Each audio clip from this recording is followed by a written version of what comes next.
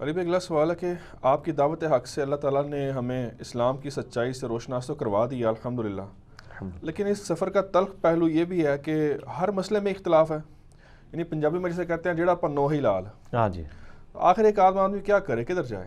ایک عام آدمی یہ کرے کہ وہ یوٹیوب پہ جائے اور اپنے مسائل کا حل تلاش کرے اور کمپیریٹیو اسٹڈی کرے۔ دیکھیں آپ دنیا میں اس کام کے لیے تو نہیں آئے ہیں کہ آپ کھائیں گے پیئیں گے اور آپ کی اولاد ہوگی اور آپ زندگی گزار کے مر جائیں گے، یہ تو کام جانور بھی کر رہے ہیں۔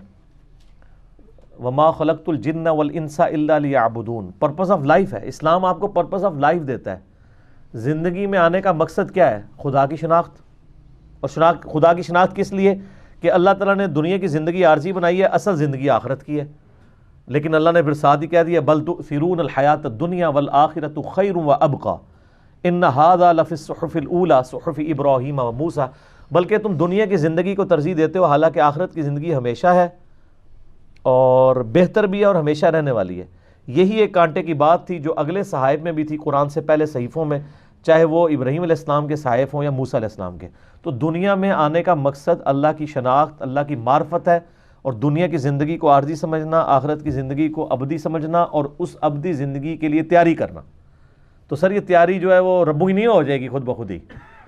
دنیا میں کوئی کام بھی اپنی نیچرل پیس پہ تو نہیں ہوتا اگر آپ نے اس کو منطقی انجام تک پہنچانا ہے، تو اس کے لیے پھر آپ کو ایفرٹ پٹ کرنی پڑے گی۔ تو یہ سر تلخ پہلو ہے، اسی وجہ سے تو ہم یہ کر رہے ہیں، یہ ہم نے فیلڈ کیوں اڈاپٹ کی ہے۔ آپ دیکھیں لوگ کہتے ہیں جی میٹھی میٹھی باتیں کریں، وہ دیکھیں جی طارق جمیل صاحب کو کتنی میٹھی باتیں کرتے ہیں۔ بھئی طارق جمیل صاحب تو صرف دین کے ایک جز کو ایڈریس کر رہے ہیں، جو معذرت کے ساتھ پورے ہاتھی میں سے ایک صرف دم ہے، وہ باقی تو ہر چیز میں اختلاف ہے۔ یعنی آپ کسی کو دین کی طرف لائیں گے تو کیا کہیں گے کہ بخاری مسلم کی حدیث ہے اسلام کی بنیاد 5 چیزوں پہ ہے۔ پہلی چیز تو ہوگی لا الہ الا اللہ محمد رسول اللہ، آگے اختلاف شروع۔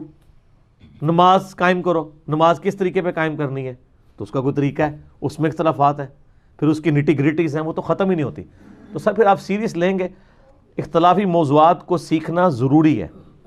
اور یہ تو اختلافی موضوعات آپ کو میں ود ان ریلیجن بتا رہا ہوں، اگر آپ ایک انٹرنیشنل لیول کے اوپر دیکھیں پھر تو آپ کرسچینٹی اور اسلام کو بھی کمپیئر کر رہے ہوں گے، جوڈائزم کو اور کرسچینٹی اور اسلام کو بھی دیکھ رہے ہوں گے، ہندوازم ورسز اسلام، پھر ان کے وسوسے بھی ہوں گے، پھر پوری ڈاکٹرائن کو کلیئر کرنا ہوگا۔ جو بہت انٹلیکچوئل ہیں وہ اس لیول تک بھی جائیں گے، اور ظاہر ہے وہ بہت انٹلیکچوئل انڈیا پاکستان میں تو نہیں ہوتے ہیں، وہ گورے ہی ہوتے ہیں جو بیچارے اتنے چیزیں سیکھ کے تو حق تک پہنچ جاتے ہیں۔ یہاں تو آپ کو اپنے مسلک سے باہر نہیں نکلنے دیتے۔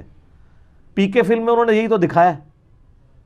یہاں پہ کسی کے اوپر مصیبت آتی ہے نا یا پریشانی آتی ہے، کسی کی ماں مر گئی، جوان بیٹا مر گیا، باپ مر گیا، اور وہ پھر نیت کرتا ہے میں نے اب دین پہ چلنا ہے، تو اس کے محلے کی مسجد اگر بریلویوں کی ہے تو وہ ایک پریکٹسنگ بریلوی بن کے باقی زندگی گزارتا ہے۔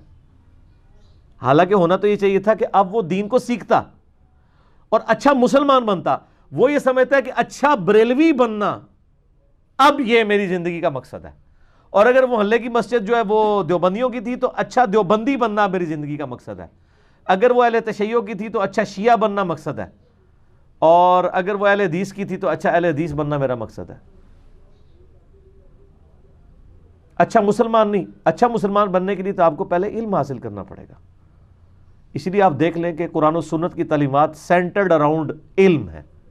انما یخشی اللہ من عبادہ العلماء، اللہ کی معرفت صرف اہل علم کو ہے۔ اہل علم سے مراد یہ ڈگریوں والے نہیں، جو بھی علم حاصل کرے۔ علم حاصل کرنا ہر مسلمان مرد و عورت کے اوپر فرض ہے، حتیٰ کہ صحیح بخاری میں ہے بلغوا عنی ولو آیہ، پہنچا دو خواہ تمہیں ایک آیت ہی آتی ہو، پوری ڈگری کی ضرورت نہیں، ایک آیت بھی آتی ہے وہ بھی پہنچا دو۔ پھر آیا کہ قل هل يستوي الذين يعلمون والذين لا يعلمون انما يتذكر اولو الالباب، بھلا بتاؤ علم والے اور بغیر علم والے برابر ہو سکتے ہیں؟ نصیحت تو نہیں حاصل کرتے مگر علم والے۔ نبی علیہ السلام کو بھی جس چیز کی دعا سکھائی گئی ہے وہ یہ ہے قل رب زدنی علما، سورہ طٰہٰ کی آیت نمبر 114۔ اے نبی آپ بھی اللہ سے مانگا کریں کہ اللہ میرے علم میں اضافہ کر دے، میرے عشق میں، میرے جنون میں، میرے وجدان میں اضافہ کر دے۔ یہ تو کوئی دعا نہیں ہے، علم میں اضافہ کر دے، کیونکہ جو محبت، جو عشق علم کی بنیاد پہ ہوگا وہی صحیح ہوگا۔ اگر آپ علم کے بغیر رکھیں گے تو جن لوگوں نے اللہ تعالیٰ کے بارے میں غلط عقیدے بھی کلیم کیے ہیں وہ اللہ کی محبت میں ہی کیے ہیں۔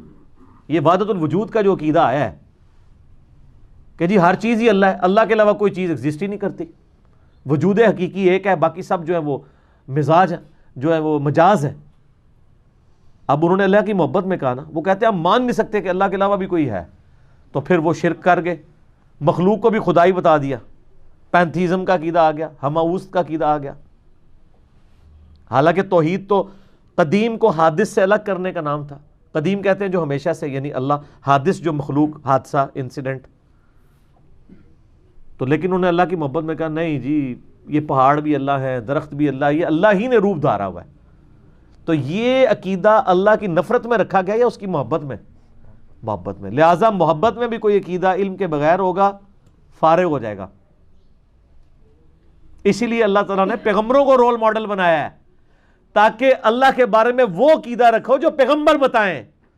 مثنوی مولانا روم شریف کے اندر جو عقیدے آئے ہیں وہ نہ رکھ لینا. او جی ایک بندہ سی جی وہ کہہ رہا سی اللہ میرے کو لائے میں تیری کنگھی کراں، میں تینوں نواواں، میں تیری کنگھی کروں، میں تجھے نلاؤں دلاؤں، کپڑے پہناؤں. تو حضرت موسیٰ علیہ السلام وہاں سے گزر رہے تھے تو حضرت موسیٰ نے اس کو ڈانٹا اور سمجھایا کہ اللہ کی صفات یہ نہیں ہے. وہ کہتے ہیں الٹا حضرت موسیٰ کو ڈانٹ پڑ گئی اللہ کی طرف سے. واہ جی، لوگ کہتے ہیں سبحان اللہ، لعنت اللہ. سبحان اللہ نہیں. اگر حضرت موسیٰ نے ایک نانگے پیر سے توحید سیکھنی ہے تو یہ کس کی کمزوری ہے؟ اللہ کی، حضرت موسیٰ کی نہیں. کیونکہ آن دا فیس آف ارتھ خدا کا ریپریزنٹیٹو کوئی نانگا ہوتا ہے یا پروفٹ ہوتا ہے؟ یہ تو اللہ تو یہی بتا رہا ہے نا، وَإِن مِّن أُمَّةٍ إِلَّا خَلَا فِيهَا نَذِيرٌ. کوئی امت ایسی نہیں گزری جس میں ہم نے کوئی پیغمبر ڈر سنانے والا نہ بھیجا ہو.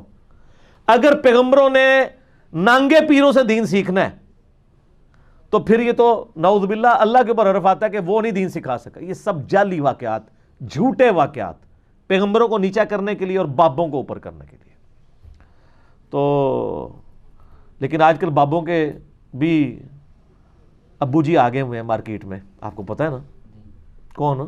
جو کہتے ہیں کہ نام ہے وابی، نام ہے بابی، میں ہوں مسلم، علمی کتابی. ہم تو انجینئرنگ کرتے ہیں کہ یا تو آپ بابوں کا دین مان لیں یا کتابوں کا مان لیں، یا اب آپ نے فیصلہ کرنا. اور جی حضرت موسیٰ علیہ السلام کو اللہ تعالیٰ نے کہا جی مجھے انسانی گوشت چاہیے. بھئی اللہ تعالیٰ نے انسانی گوشت کیا کرنا ہے؟ جس انسان سے انسانی گوشت نہیں، انسانی قربانی مانگی تھی اس سے بھی نہیں لی. سورہ صافات میں آتا ہے ابراہیم علیہ السلام کے سے مانگی تھی، وہ بھی ان کا امتحان تھا اور اس کی جگہ بھی مینڈا آ گیا. اس کے بعد حضرت موسیٰ علیہ السلام کتنے عرصے بعد آئے ہیں، ٹھیک ہے جی، ان سے اللہ نے گوشت مانگنا ہے تو وہ گئے، کسی نے نہیں دیا. ایک نانگا پیر بیٹھا ہوا تھا، انہوں نے کہا ایتھوں وڈ کے دیاں، ایتھوں دیاں، ایتھوں دیاں. سب جعلی جھوٹی باتیں. تو اسی لیے پھر ان کے پاس ٹوٹکا یہ تھا کہ انہوں نے نا پھر دیکھیں جی دین کتابوں میں نہیں ہے، سینہ بسینہ چل رہا ہے. ایک کہانی کرا دی. دوسرا دیکھو جی علم تو شیطان کو بھی بہت سی. سر قرآن کی کس آیت میں اور کس حدیث میں لکھا ہے کہ شیطان کے پاس بہت علم تھا؟ اس کے خلاف تو پیر نصیر الدین نصیر صاحب نے پورا ایک مقالہ لکھا ہے، ان کی کتاب چھپی ہوئی ہے جس کا نام ہے کہ کیا ابلیس عالم تھا؟ ٹھیک ہے، تو جھوٹ بولا ہوا ہے. عالم ایسے تو نہیں ہوتے ہیں. تو علم کو پھر کیا دیا؟ علم بس کنی ہو یار. نبی علیہ السلام تو یہ نہیں کہہ رہے. آپ نے اپنی وفات کے وقت کیا کہا کہ میں اپنے پاس 2 بابے چھوڑ کے جا رہا ہوں، ہے کوئی 2 بزرگ چھوڑ کے جا رہا ہوں؟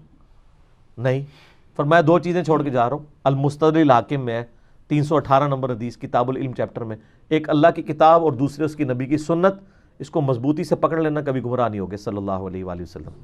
اور غدیر خم پہ صحیح مسلم میں اوپر تلے 4 حدیث ہیں، 6225 سے 6228.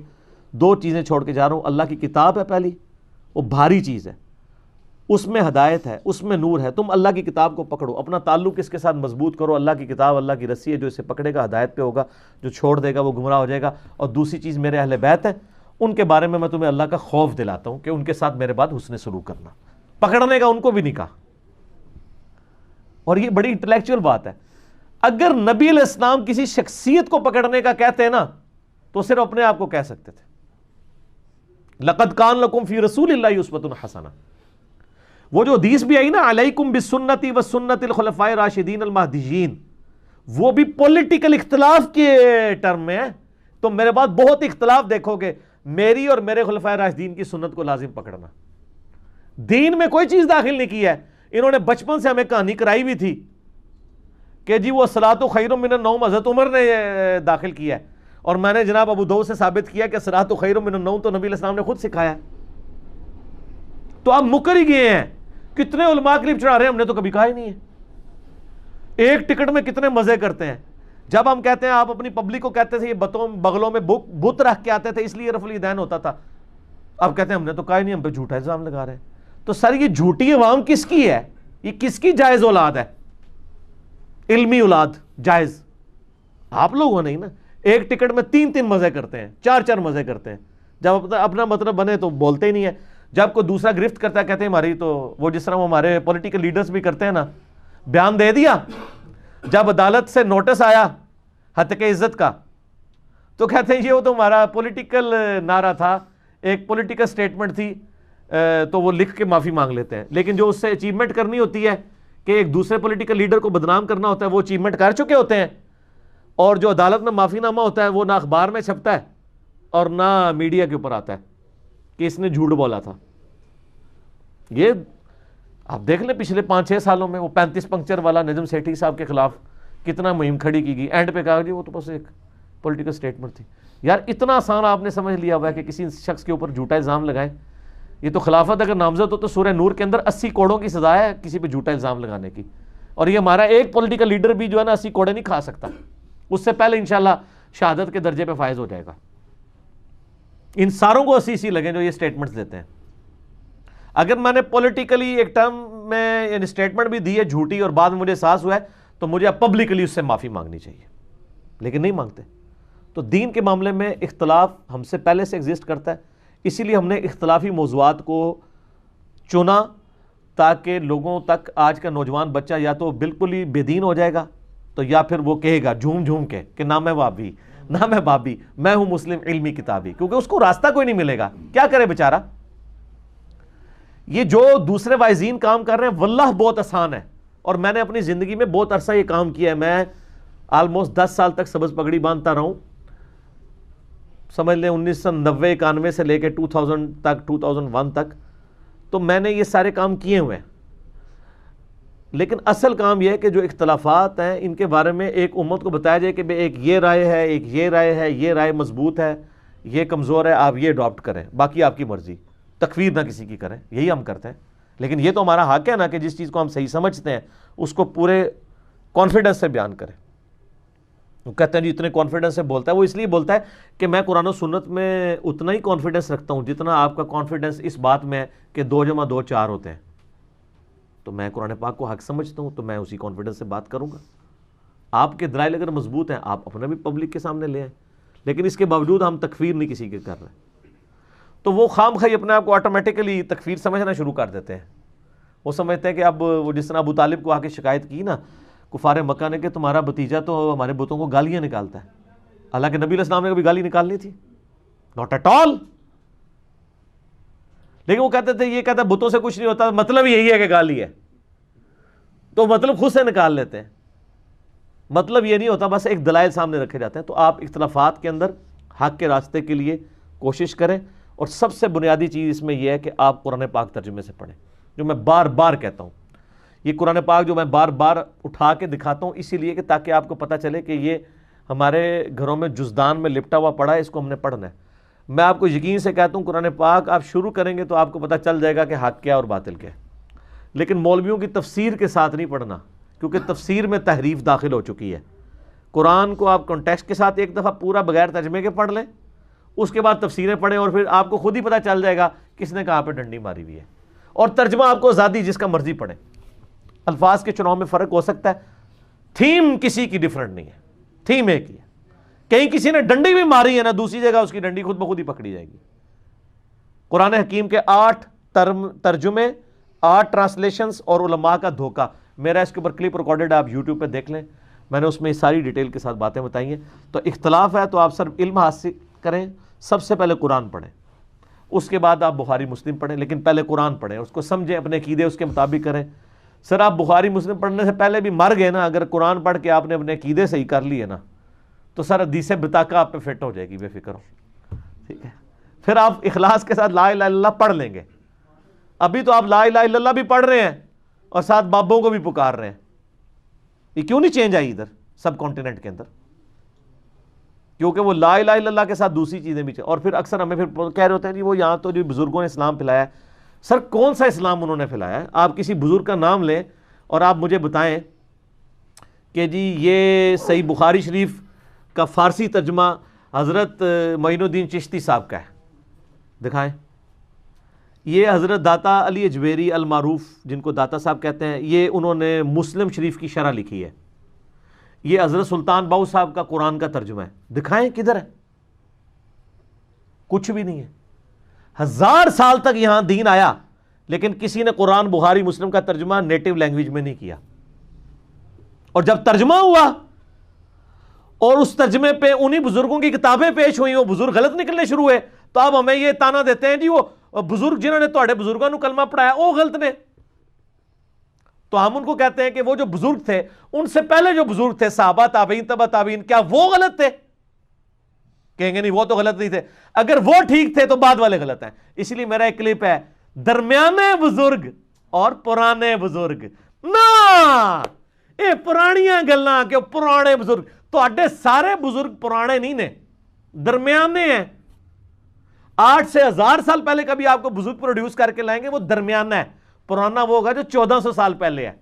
نبی علیہ السلام، صحابہ، تابعین تبع تابعین، آپ جتنے بزرگوں کو کلیم کریں سب درمیانے ہیں.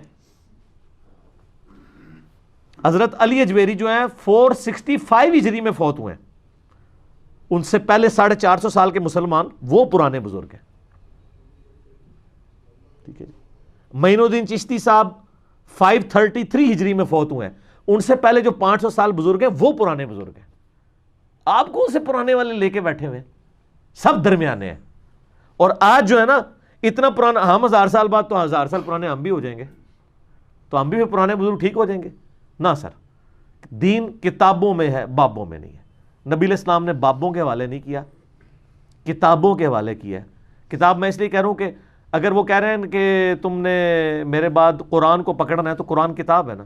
نبی کی سنت تو سنت ریٹن فارم میں، ریکارڈڈ فارم میں موجود ہے. عملی تواتر سے بھی اور ریٹن فارم میں بھی. 8 سے 1200 سال پہلے ایک علم فریز کیا گیا.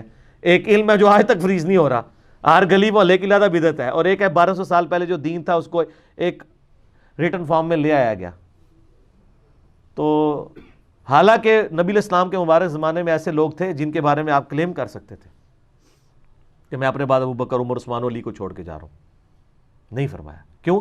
2 سال بعد حضرت ابوبکر بھی فوت ہو گئے. مجھے آج کی ڈیٹ میں حضرت ابوبکر کا کوئی فائدہ اس اعتبار سے ہے کہ وہ میرے سامنے موجود ہے کہ میں ان سے دین حاصل کروں، لیکن قرآن تو موجود ہے. حضرت ابوبکر، عمر، عثمان و علی تو فوت ہو گئے، قرآن نہیں فوت ہوا، سنت نہیں فوت ہوئی. حتیٰ کہ آخری صحابی ابو طفیل عامر بن واصلہ 110 ہجری میں فوت ہوئے ہیں. آج 1440 ہجری ہے. آخری صحابی کو فوت ہوئے بھی 1330 سال گزر چکے ہیں، لیکن قرآن و سنت زندہ ہے. ٹھیک ہے. تو اگر بعد میں انہوں نے فوت ہی ہونا تھا تو نبی علیہ السلام فوت ہونے والے لوگوں کے حوالے تو نہ کرتے نا. آپ ان سے اکتساب تو نہیں کر سکتے، ان کی تعلیمات سے اکتساب کر سکتے ہیں جو آج کتاب و سنت کی شکل میں ہمارے پاس موجود ہے. تو سر دین کو سیریس لینا، تو آپ پریکٹسنگ بریلوی، دیوبندی، اہل حدیث، شیعہ نہ بنے، پریکٹسنگ مسلمان بنے. اس کے لیے پہلے آپ علم حاصل کریں. اگر آپ نے رمضان میں نیت کر لی اعتکاف کے بعد دین پہ چڑھنے کی اور داڑھی تھوڑی تھوڑی بڑھا لی ہے، تو ہوں وہ جس مسجد اعتکاف بیٹھے ہو نا اسی مسجد دے فرقے دا فلرش بندہ بن کے نہ نکلنا، اللہ کا بندہ بن کے نکلنا. ٹھیک ہے. اور یہ بات ہم اس لیے کر سکتے ہیں کہ میں نے تو سارے فرقے گھومے ہیں، مجھے تو نہیں کوئی اس چیز کا میرا مار سکتا کہ جی تو جدھر پیدا ہوا تھا ادھر ہی لگا ہوا ہے. نہیں، ہمیں تو کبھی، یعنی میں نے بتایا ہم تو غلاف کعبہ سے لپٹ کے دعائیں مانگی تھی، اللہ بریلوی مارنا. اب جو لوگ کہتے ہیں نا دعا قبول نہیں ہوتی، شکر کرے کرو دعا قبول نہیں ہوتی.